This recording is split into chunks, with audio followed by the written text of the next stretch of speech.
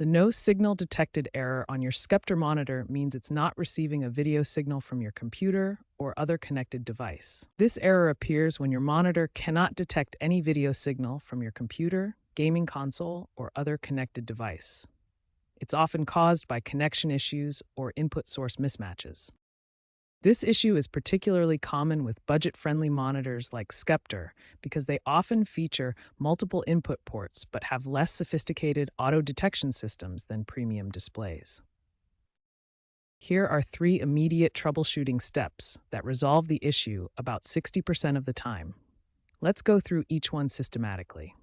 First, try the power cycle method. Turn off both your monitor and computer, unplug their power cables for 30 seconds, then reconnect and power on the monitor first, followed by your computer. Second, verify your input source.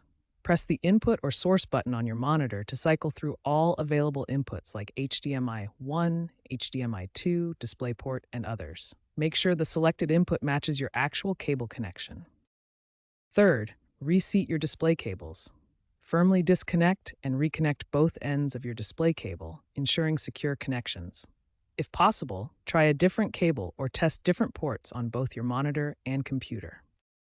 These 3 quick troubleshooting steps successfully resolve the no signal issue in approximately 60% of cases. If your monitor still shows no signal after trying these methods, more advanced troubleshooting may be required.